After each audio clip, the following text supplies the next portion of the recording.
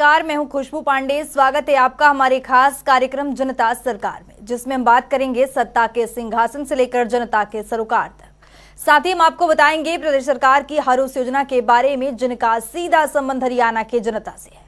जो योजनाएं प्रदेश के विकास को नई गति प्रदान करेंगी और हरियाणा की जनता का चहुमुखी विकास भी करेंगी, ताकि प्रदेश की जनता तरक्की की राह पर आगे बढ़े और हरियाणा प्रदेश निरंतर की नई ऊंचाइयों को छूता हुआ प्रगतिशील रहे। तो अगले 30 मिनट तक बने रहिए हमारे साथ और देखते रहिए जनता सरकार।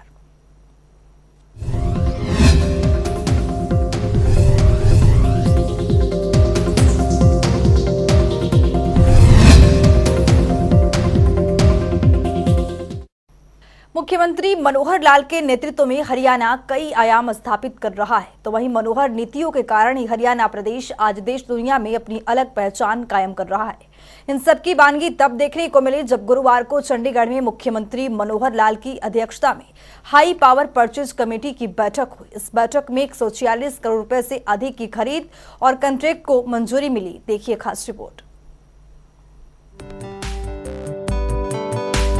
सार्थक सोच के साथ हरियाणा के विकास को गति दे रहे मुख्यमंत्री मनोहर लाल के मार्गदर्शन में जहां हरियाणा कीर्तिमान स्थापित कर रहा है, तो वहीं प्रदेश की जनता विकास की ओर अग्रसर हो रही है। इसी कड़ी में गुरुवार को मुख्यमंत्री मनोहर लाल की अध्यक्षता में उच्चाधिकार प्राप्त कार्य समिति HPPC और विभाग उच्चाधिकार प्राप्त कार्य समिति DHPPC की बैठक हुई, जिसमें लगभग 146 करोड़ रुपए से अधिक की खरीद और कॉन्ट्रैक्ट को मंजूरी प्रदान की गई। बैठक के बाद मुख्यमंत्री मनोहर लाल मीडिया से रूबरू हुए और बैठक के बारे में तमाम जानकारियां साझा की। मुख्यमंत्री मनोहर लाल ने बताया कि सिंचाई, हल्टून, लैंड रिकॉर्ड, परिवहन, हरियाणा विद्युत प्रसारण निगम लिमिटेड और पशुपालन विभाग के कुल 21 एजेंडा रखे गए थे, जिसमें से अधिकतर एजेंडे को मंजूरी दी गई। तो चलिए ग्राफिक्स के जरिए समझते हैं कि बैठक में किन किन चीजों की मंजूरी मिली है। मुख्यमंत्री की अध्यक्षता में HPPC और DHPPC की बैठक हुई। बैठक में 146 करोड़ रुपए से ज्यादा की खरीद कॉन्ट्रैक्ट को मंजूरी मिली। विभिन्न बोलीदाताओं के साथ नेगोशिएशन कर करीब 10 करोड़ रुपए की बचत हुई। टेंडरों में पारदर्शिता लाने के लिए सरकार ने प्रक्रियाओं को सुव्यवस्थित किया। बैठक में कुल 21 एजेंडों पर मंथन हुआ, जिसमें से अधिकतर एजेंडों को मंजूरी मिली। पशुपालकों की सुविधा के लिए 70 मोबाइल पशु वैन की खरीद को मंजूरी दी गई। मोबाइल पशु वैन पर करीब 11 करोड़ रुपए की लागत आएगी। Haryana large scale mapping project को गति देने के लिए 300 GNSS रोवर को मंजूरी मिली। करीब 32 करोड़ की लागत से 300 GNSS रोवर की खरीद को मंजूरी मिली। मुख्यमंत्री मनोहर लाल ने बताया कि बैठक में रखे गए एजेंडों में कुल मूल्य लगभग 156 करोड़ रुपए थी और विभिन्न बोलीदाताओं से नेगोशिएशन के बाद दरें तय कर लगभग 10 करोड़ की बचत की गई। वहीं बैठक में पशुओं को चिकित्सा देखभाल के लिए पशुपालकों के लिए 70 मोबाइल पशु वैन की खरीद को मंजूरी प्रदान की गई। इस पर लगभग 11 करोड़ रुपए की लागत आएगी। इसके अलावा Haryana large scale mapping project को गति देने के लिए लगभग 32 करोड़ रुपए की लागत से 300 GNSS रोवर की खरीद को मंजूरी प्रदान की गई। कमेटी की आज मीटिंग थी और उसमें कुल एजेंडाज तो कुछ ज़्यादा थे, लेकिन आज कुछ टेक्निकल लोगों की अनुपस्थिति के कारण से कवर कम हुए हैं।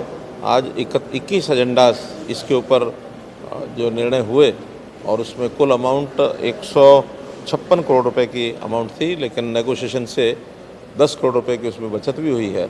इसलिए आज छोटे एजेंडे ज़्यादा थे और उसमें मेनली इरिगेशन के थे, कुछ पावर के थे, कुछ उसके अंदर एक हमारा जो लैंड मैपिंग का लार्ज स्केल मैपिंग का ये सिस्टम चल रहा है आरसेक के माध्यम से, उसमें लैंड रोवर्स तो उसकी जो पैमाना होता है नापने का करने का वो सब था। और कुछ गाड़ियां थी, 70 गाड़ियां भी खरीदी गई हैं पुलिस के द्वारा। पुलिस ने, ट्रांसपोर्ट डिपार्टमेंट ने कुछ टायर भी खरीदे हैं। तो जैसे जैसे जिनकी आवश्यकता थी उस आवश्यकता के हिसाब से उन्होंने अपना ये सामान आज लिया है। इतना ही नहीं, मुख्यमंत्री मनोहर लाल ने कहा कि राज्य सरकार ने टेंडर प्रक्रियाओं में पारदर्शिता लाने के लिए व्यवस्थाओं को सुव्यवस्थित किया है और एल बोली राशि के 5% तक की रेंज में L5 तक पार्टियों को नेगोशिएशन के लिए बुलाया जाता है, ताकि प्रतिस्पर्धात्मक तरीके से रेट तय किया जा सके। उन्होंने कहा कि सरकार का लक्ष्य यही है कि जनता का एक एक रुपए पारदर्शी तरीके से जनता के लिए खर्च हो। मुख्यमंत्री ने आगे जानकारी देते हुए बताया कि विपक्ष के नेता कहते हैं कि परिवार पहचान पत्र को खत्म कर देंगे, पोर्टल और मेरिट को खत्म कर देंगे, लेकिन जनता को जिन नीतियों और सिस्टम से लाभ होता है उनके बारे में विपक्ष जितना अधिक बोलेंगे उतना ही जनता उन्हें उत्तर देगी। बैठक में ऊर्जा मंत्री रणजीत सिंह चौटाला, कृषि एवं किसान कल्याण मंत्री जेपी दलाल, गृह विभाग के अतिरिक्त मुख्य सचिव टिवेसन प्रसाद, पशुपालन एवं डेयरी विभाग के अतिरिक्त मुख्य सचिव अंकुर गुप्ता सहित कई वरिष्ठ अधिकारी मौजूद रहे। जनता टीवी के लिए चंडीगढ़ से पवन सिवर की रिपोर्ट। हरियाणा की वर्तमान सरकार प्रदेश के बेसहारा बच्चों के हित में योजना लागू कर भविष्य में उज्जवल बनाने की दिशा में बेहतर कदम उठा रही है। इसी कड़ी में मुख्यमंत्री मनोहर लाल ने अपने निवास संत कबीर कुटीर में कार्यक्रम आयोजित की, जिसमें 11 बच्चों को सरकारी विभागों में नौकरी के नियुक्ति पत्र सौंपे। देखिए। मुख्यमंत्री मनोहर लाल ने प्रदेश के बेसहारा और आत्मसमर्पित बच्चों का पालन पोषण के लिए हरिहर योजना की शुरुआत की। दरअसल मुख्यमंत्री मनोहर लाल ने अपने निवास संत कबीर कुटीर में एक कार्यक्रम आयोजित की, जिसमें मुख्यमंत्री ने 11 बच्चों को सरकारी विभागों में नौकरी के नियुक्ति पत्र सौंपे। इस नियुक्ति पत्र से बच्चों के चेहरे पर एक मुस्कान नजर आई। दरअसल इन बच्चों को स्कूल शिक्षा, स्वास्थ्य, शहरी स्थानीय निकाय, स्वास्थ्य विभाग, महिला एवं बाल विकास उपायुक्त कार्यालय कैथल में ग्रुप सी और ग्रुप डी के पदों पर नियुक्ति दी गई है। इस अवसर पर महिला एवं बाल विकास के अतिरिक्त मुख्य सचिव डॉक्टर सुमिता मिश्रा ने मुख्यमंत्री को अवगत करवाया कि हरियाणा देश का ऐसा पहला प्रदेश है जहां ऐसे बेसहारा बच्चों के लिए एक अनोखी योजना की शुरुआत की गई है। उन्होंने कहा कि ये एक पुण्य का काम है। उन्होंने बताया कि इन 11 बच्चों में 9 लड़कियां और 2 लड़के हैं। इस अवसर पर महिला एवं बाल विकास राज्य मंत्री कमलेश ठांडा, मुख्यमंत्री के प्रधान सचिव उमाशंकर, उप प्रधान सचिव के.एम. पांडुरंग, महिला एवं बाल विकास के अन्य अधिकारी उपस्थित रहे। जनता टीवी के लिए चंडीगढ़ से पवन सिवर की रिपोर्ट। हरियाणा और हरियाणा वासियों के विकास के लिए काम कर रहे मुख्यमंत्री मनोहर लाल ने प्रदेश के युवाओं के भविष्य के लिए बिना पर्ची खर्ची के दौर को खत्म कर पारदर्शिता लाने का काम किया है। मनोहर सरकार भी हरियाणा के युवा खुशहाल नजर आ रहे हैं। इतना ही नहीं, मुख्यमंत्री मनोहर लाल ने गांव स्तर पर अब ई लाइब्रेरियां खोलने का भी काम शुरू कर दिया है, जिससे प्रदेश के युवाओं का भविष्य उज्जवल हो सके। देखिए मुख्यमंत्री मनोहर लाल के विकास कार्यों से जुड़ी ये खास रिपोर्ट। पारदर्शिता के साथ काम कर रहे मुख्यमंत्री मनोहर लाल ने प्रदेश के उत्थान के लिए हर मुमकिन कोशिश कर रहे हैं। मुख्यमंत्री पोर्टल के जरिए गरीब जरूरतमंदों तक योजनाओं का लाभ पहुंचाने का काम कर रहे हैं। मुख्यमंत्री मनोहर लाल के कार्यकाल में प्रदेश की दूर दराज की ढाड़ियों से लेकर ग्लोबल सिटी जैसे शहरों के युवाओं को बिना सिफारिश के सरकारी नौकरियां मिल रही हैं, जबकि पहले की सरकारों में ना मेरिट थी और ना ही पारदर्शिता। मुख्यमंत्री मनोहर लाल ने जब से प्रदेश की कमान संभाली है, तब से युवाओं के मान, सम्मान और स्वाभिमान को महत्व देते हुए मिशन मेरिट मोड को लागू किया है, जिसका असर आज प्रदेश के हर कोने में देखने को मिल रहा है। कोचिंग सेंटर बंद होने की कगार पर थे, वहां पर आज प्रतियोगी परीक्षाओं की तैयारियों के लिए कोचिंग लेने वाले युवाओं की कतार लगी है। एक विश्वास है कि नौकरी पाना है तो मेरिट में आना होगा। हर गांव और शहर के युवाओं का रुझान कोचिंग सेंटर की ओर देखने को मिल रहा है। युवाओं की इसी जरूरत को ध्यान में रखते हुए प्रदेश सरकार गांव-गांव में लाइब्रेरियां स्थापित कर रही है, ताकि युवाओं को स्थानीय स्तर पर ही प्रतियोगी परीक्षाओं की तैयारियों की सुविधाएं सहज सुलभ हो सके। मुख्यमंत्री की पहल पर हरियाणा कर्मचारी चयन आयोग ने पहली बार भर्तियों के लिए संयुक्त पात्रता परीक्षा की शुरुआत की है, जिससे युवा अपनी शैक्षणिक योग्यता के अनुसार पद और पोस्ट का विकल्प दे रहे हैं। तो चलिए अब ग्राफिक्स पर नजर डालते हैं। मुख्यमंत्री के मिशन मेरिट के निकले सार्थक परिणाम। गांव, शहर, ढाड़ी के युवाओं को मिल रही मेरिट पर नौकरियां। प्रतियोगी परीक्षाओं की तैयारी के लिए युवाओं में मची होड़। मनोहर सरकार में पारदर्शिता के साथ मिल रही नौकरियां। सरकार गांव स्तर पर खोल रही है ई लाइब्रेरियां। पिछले सरकार के 10 साल में लगभग 86,000 नौकरियां दी गई। वर्तमान सरकार अब तक करीब 1,10,000 नौकरियां दे चुकी है। आने वाले समय में 60,000 से ज्यादा नौकरियों की भर्ती की प्रक्रिया जारी है। हरियाणा कर्मचारी चयन आयोग और हरियाणा लोक सेवा आयोग में विचाराधीन है। 2024 तक 1,70,000 से अधिक नौकरियां देना मनोहर सरकार का लक्ष्य है।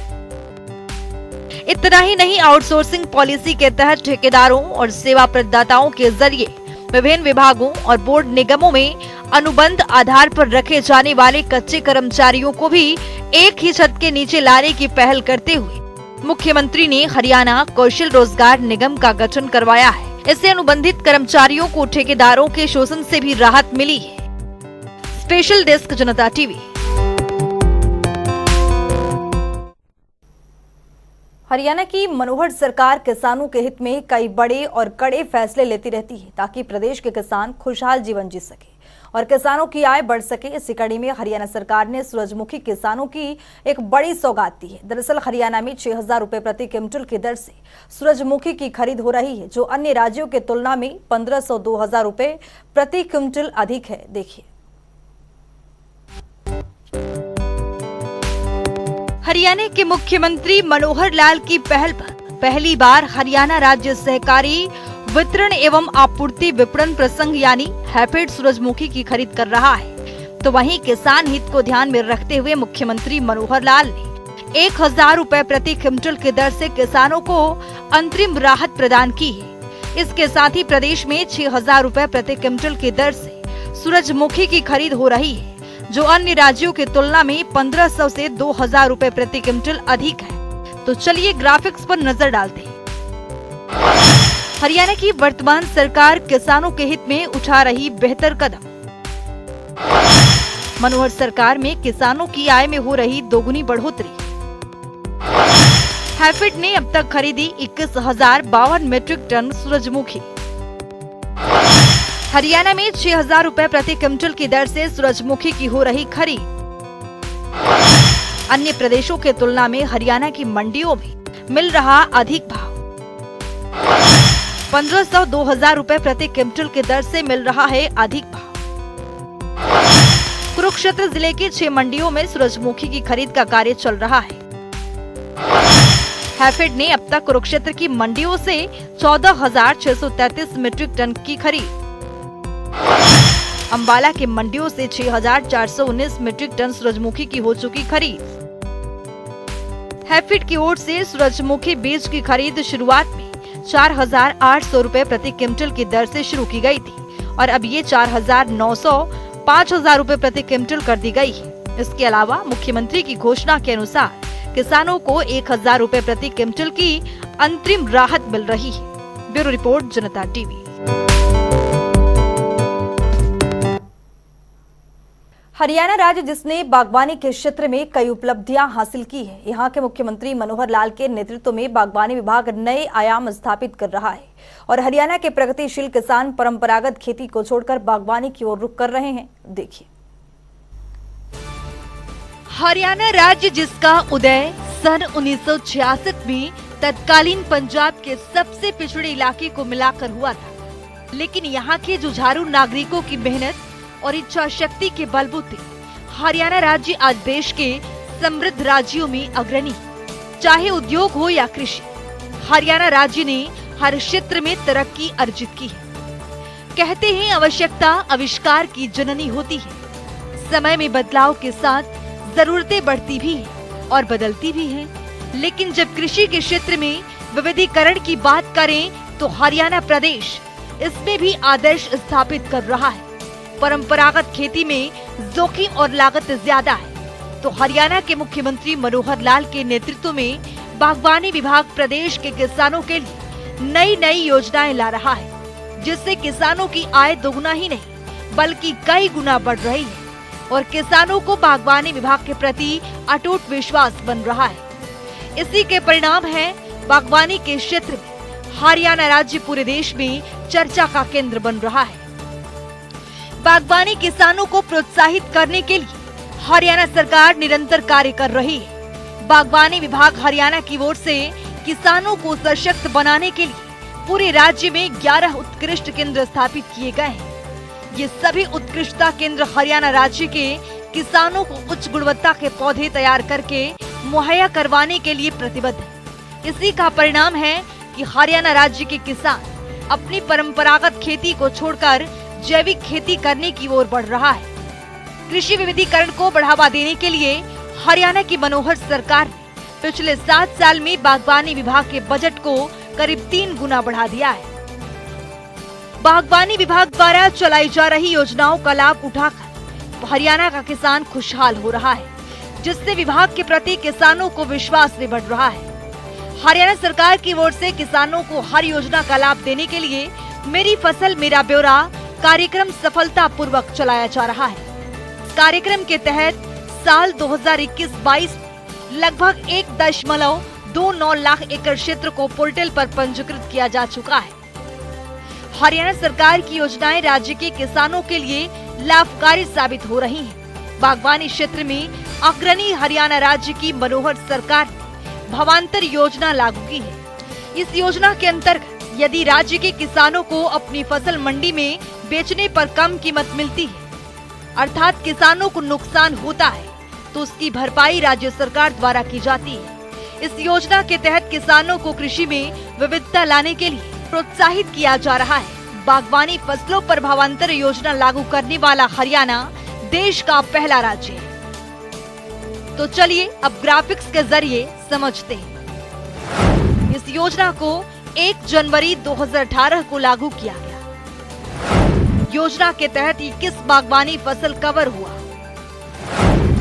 अब तक 5,403 किसानों को 14.12 करोड़ रुपए का प्रोत्साहन।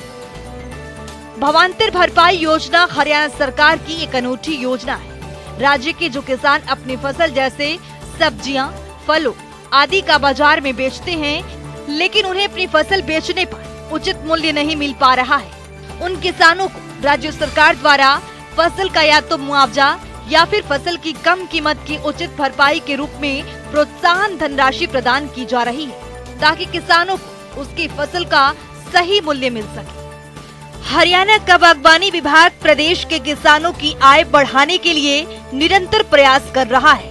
बागवानी किसानों की फसल को मौसम की अनिश्चितता जैसे प्राकृतिक आपदा, फसल में बीमारी लगने, असामान्य बारिश, तूफान, सूखा पड़ना आदि के कारण होने वाले नुकसान की भरपाई के लिए हरियाणा बागवानी विभाग की ओर से मुख्यमंत्री बागवानी बीमा योजना चलाई जा रही है। इस योजना के अंतर्गत कुल 21 सब्जियां, फल और मसालों की फसल को कवर किया गया है। ऐसी योजना चलाने वाला हरियाणा पहला राज्य है। फल की फसल पर 1,000 रुपए का प्रीमियम तय किया गया है। सब्जियों की फसल पर 750 रुपए का प्रीमियम तय किया गया है। फल पर बीमा राशि 40,000 रुपए प्रति एकड़ दी जाती है। सब्जियों पर 30,000 रुपए प्रति एकड़ दी जाती है। बीमा दावों का निपटान करने के लिए बागवानी विभाग की ओर से एक सर्वे भी किया जाता है, जिसके अंतर्गत फसल नुकसान की 4 श्रेणियां 25%, 50%, 75% और 100% में विभाजित की गई है। मुख्यमंत्री बागवानी बीमा योजना में कुल 21 बागवानी फसलों को शामिल किया गया है। बेल वाली बागवानी फसल में मक्खी के नियंत्रण के लिए हरियाणा की मनोहर सरकार फल मक्खी परियोजना चला रही है और फसलों को रोगों से बचा रही है। किसानों को खुशहाल करने के लिए हरियाणा सरकार लगातार प्रगति की ओर अग्रसर है। राज्य सरकार ने फलों, सब्जियों, मिट्टी और पानी में कीटनाशक अवशेष सामग्री की प्रवृत्ति के लिए कीटनाशक अवशेष प्रयोगशालाएं भी स्थापित की जा रही हैं। हरियाणा की मनोहर सरकार ने सिरसा और करनाल में अनूठी कीटनाशक अवशेष प्रयोगशालाएं स्थापित की। वर्ष 2021-22 के दौरान बागवानी उत्पाद मिट्टी और पानी के कुल 2,916 नमूनों का विश्लेषण किया जा चुका है। प्रयोगशालाओं में की गई जांच में उत्पाद के लिए 5.8% नमूनों में कीटनाशक का अवशेष स्तर अधिकतम अवशेष स्तर से ज्यादा पाया गया है। ब्यूरो रिपोर्ट, जनता टीवी। तो चलिए अब जान लेते हैं कि आज के इस सवाल का विजेता कौन है।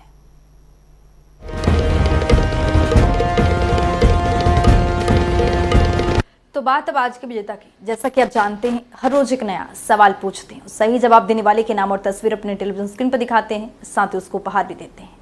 तो चलिए अब जान लेते हैं कि कल का हमारा सवाल क्या था और कौन है इसका विजेता। कल का हमारा सवाल था, हरियाणा में बौना भत्ता योजना कब लागू किया गया था। इसका सही जवाब है डी, 1 जून 2006। ढेरों जवाब आए, लेकिन आज के हमारे विजेता हैं रणवीर शर्मा गुरुग्राम से।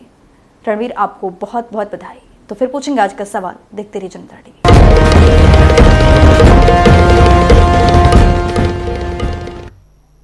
तो वक्त हो गया है आज की मुलाकात का। आज की मुलाकात में हम हर दिन नए शख्सियत से आपको रूबरू कराते हैं और उनकी कार्यप्रणाली पर बारीकी से नजर डालते हैं, जानते हैं तमाम योजनाएं जो बनी है हरियाणा की जनता के लिए। तो ऐसे ही शख्सियत जनता टीवी ने खास बातचीत की है। इनका नाम है मंजीत कौर, जो कि यमुनानगर से WCDO के पद पर काबिज हैं। सुनिए।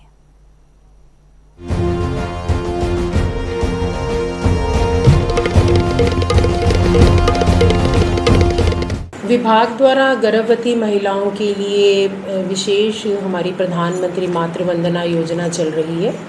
ये पहले तो योजना 1/1/17 को चालू हुई थी, लेकिन अब इसकी कुछ शर्तों में थोड़ा सा और नवीनीकरण किया गया है, जो कि 1/4/22 से किया गया है। इसमें हमने पूरा ज़िले का डाटा ले लिया। ये 2 बच्चों तक दी जानी है जी।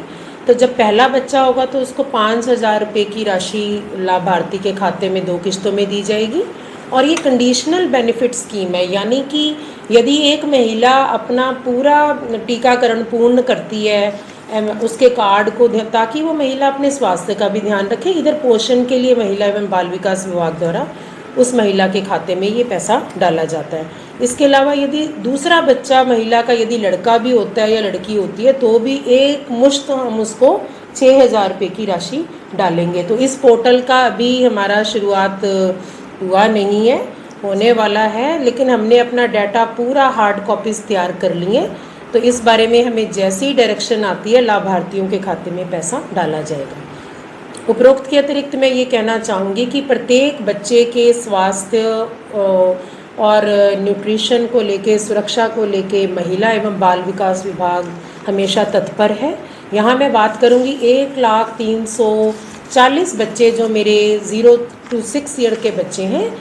ये सर्वे के अकॉर्डिंग मैंने बच्चे बताए हैं, जो कि विभिन्न 1281 आंगनवाड़ी केंद्रों में अपनी उपस्थिति देती हैं और इन्हें पौष्टिक हॉट कुक्ड मील्स दी जाती हैं, जैसे कि मिक्स मुरमुरा है, और इसमें निर्धारित रेसिपीज़ हैं जो कि बच्चे वहीं पर बैठ के खाएं। इसके अलावा सरकार द्वारा जो फोर्टिफाइड मिल्क दिया गया है वो विशेष तौर पर बहुत ही पौष्टिक है, और इसमें जो दूध की मात्रा है 20 ग्राम दूध हम प्रत्येक बच्चे को आंगनवाड़ी केंद्र में ही पिलाते हैं बिठाकर वहीं पर, ताकि बच्चा अपना पूर्ण आहार प्राप्त कर सके। तो इस तरह से मैं कहना चाहूँगी कि यदि बात बच्चे के या महिला की सुरक्षा की हो या उसके स्वास्थ्य की हो, या बच्चे को हमने इसमें सुरक्षा प्रदान करनी है या उसको किसी चीज़ की आवश्यकता है, तो महिला एवं बाल विकास विभाग विभिन्न स्कीमों के द्वारा पूरे लाभार्थियों को जिले में कवर करता है।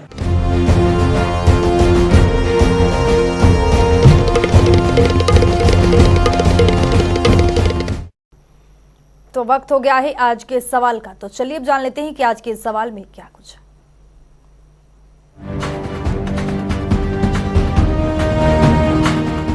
हर रोज की तरह हाजिर हूं आज का सवाल लेकर। जैसा कि आप जानते हैं, हर रोज एक नया सवाल पूछते हैं, सही जवाब देने वाले के नाम और तस्वीर अपने टेलीविजन स्क्रीन पर दिखाते हैं, साथ ही उसको उपहार भी देते हैं।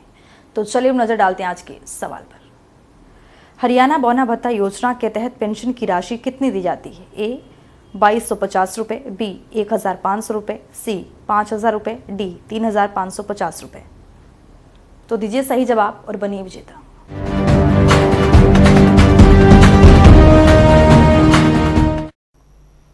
तो इस खास कार्यक्रम के जरिए हमारा मुख्य उद्देश्य है हरियाणा सरकार की कल्याणकारी योजनाओं की जानकारी और उसका लाभ प्रदेश के हर एक नागरिक तक पहुंचाना है, क्योंकि जब प्रदेश का हर एक नागरिक समृद्ध और खुशहाल होगा तभी प्रदेश विकास के पथ पर आगे बढ़ेगा। हमारे खास कार्यक्रम जनता सरकार में आज के लिए इतना ही। नमस्कार।